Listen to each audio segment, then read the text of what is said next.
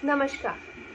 तो आइए आज हम बात करते हैं इगुन की समझ और इगुन के अभ्यास की। जैसे कि पिछली वीडियो में हमने ताल के आकार में और ताल के आकार को समझने का प्रयास किया था, ठीक इसी तरीके से आज हम इगुन को समझने का प्रयास करते हैं और सीखने का अभ्यास भी करते हैं।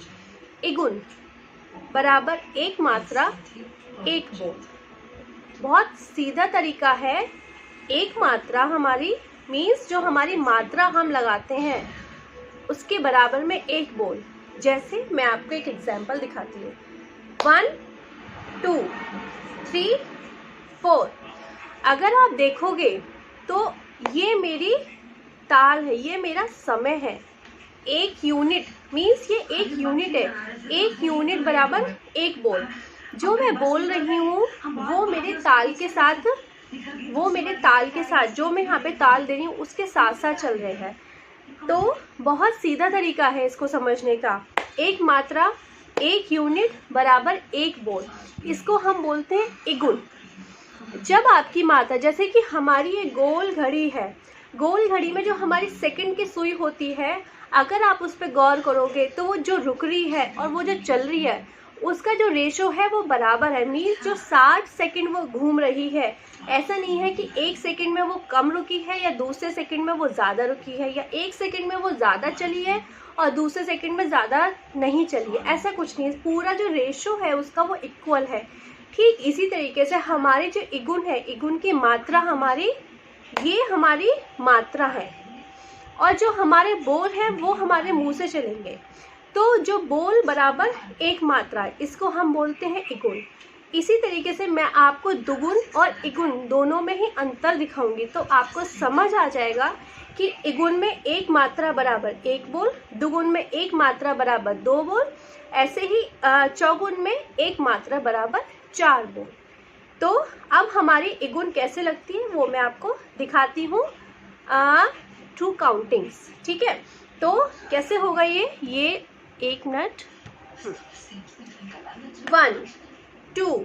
आप हाथों हाथ मेरे लिप्स, मतलब जो मेरे मुंह के बोल है वो, और ये मैं मात्रा बोलती हूँ। मीन्स इन दोनों का जो मेल होता है उसको इगुन बोलते हैं। जो हमारे बोल और मात्रा का जो वो होता है लहरा, इसको हम बोल बोलते हैं। तो ये आप गौर करना, मैं कितने बोल बोल रही हूँ और मेरी मात्रा कितनी लग रही है। मात्रा एक ही लगेगी, सिर्फ बोलों का फर्क होगा। तो 1 2 3 4 5 6 7 8 9 10 11 12 13 14 15 16 1। ठीक है, तो जो मेरी मात्रा थी वो एक थी और जो मेरे बोल थे वो भी एक था। दुगुन में क्या होता है, दुगुन में एक मात्रा और दो बोल है। वो भी मैं आपको दिखाती हूँ कैसे होगा। वो भी मैं 3 ताल, मीन्स 3 ताल में, जैसे मैंने आपको बताया था 3 ताल में 4 4 4 4 16 मात्रा होती है। तो 3 ताल में ही मैं आपको दुगुन करके दिखाती हूँ। तो मात्रा एक मीन्स जो हमें ताल लगा रहे हैं ये एक ही तरीके से लगेगी। जो बोल की स्पीड है, जो मुंह की स्पीड है, वो हमारी डबल हो जाएगी। मीन्स एक मात्रा में हम 2 शब्द बोलेंगे। तो अब तक हम बोल लेते हैं 1 2 3 4 5 6 7 8 9 10 11 12 13 14 15 16 1। अब दुगुन में तो आपको डिफरेंस समझ आ जाएगा। 1 2 3 4 5 6 7 8 9 10 11 12 13 14 15 16 1 2 3 4 5 6 7 8 9 10 11 12 13 14 15 16 1। ठीक है, ये दुगुन जो मैंने आपको लगाई है, हालांकि नेक्स्ट वीडियो में हम दुगुन का अभ्यास करेंगे और दुगुन को भी समझने की कोशिश करेंगे, लेकिन सिर्फ मैंने आपको कंपैरिजन इसलिए दिखाया गया है कि आपको समझ आ सके कि एक मात्रा बराबर एक बोल होता है। अब हम करते हैं ठेका, मीन्स 3 ताल का ठेका। वो भी मैं आपको इगुन में लगा के दिखाऊंगी। देन हम कथक का जो तत्कार है, 3 ताल का जो तत्कार है वो फिर उसके बाद मैं अपने हाथों से, इन हाथों को मैं एज अ पैर बनाकर और मैं आपको लगा के दिखाती हूँ। ठीक है क्या? तो कैसे लगेंगे? सिर्फ इगुन में 3 ताल का ठेका, एंड कथक का तत्कार। तो धा धिन धिन, धा धा, धिन धिन, धा धा, तिन तिन, ता ता, धिन धिन, धा। ये है हमारा 3 ताल का ठेका, वो भी किस में लगाया हमने, इगुन में। अब मैं लगाऊंगी कथक का तत्कार, वो भी हमें किस में लगाना है, इगुन में। तो लेट्स स्टार्ट। ता थे थे, त त आ, थे थे, त त ता, थे थे, त त आ, थे थे, त त। तो ये हमने इगुन में लगाया 3 ताल का ठेका एंड कथक का तत्कार। अब मैं आपको दिखाती हूँ एक, ये मेरे जो दोनों हाथ हैं ये मैं इस तरीके से मूव करूंगी जैसे कि हम पैरों से तत्कार लगाते हैं। स्टार्टिंग जो होती है वो हमेशा राइट लेग से होती है। तो धा धिन धिन, धा धा, धिन धिन, धा धा, तिन तिन, ता ता, धिन धिन, धा धा। अब ठीक इसी तरीके से हमारा कथक का तत्कार लगेगा, वो कैसे लगेगा ये भी देख लेते हैं।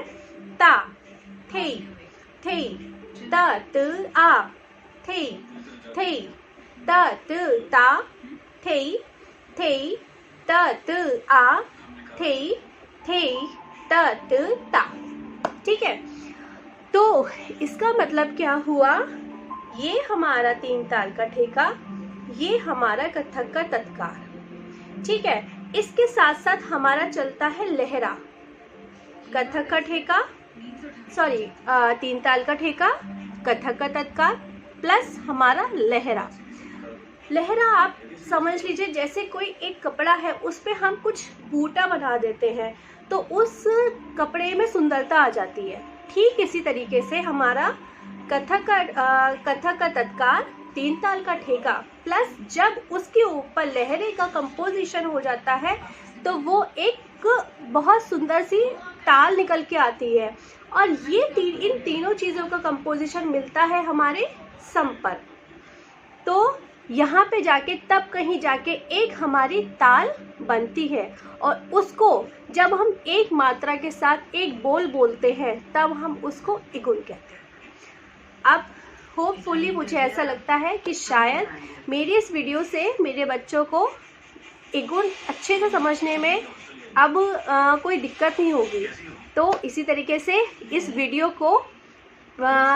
के तरीके से समझने की कोशिश करना और अच्छे से करना। Thank you.